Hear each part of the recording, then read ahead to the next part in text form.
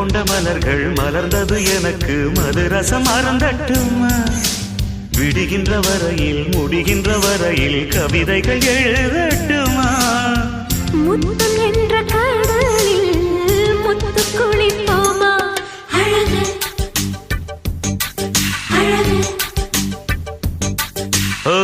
நீ நடந்தால் நடையழகு அழகு நெருங்கி வரும் இடையழகு அழகு வேலெறியும்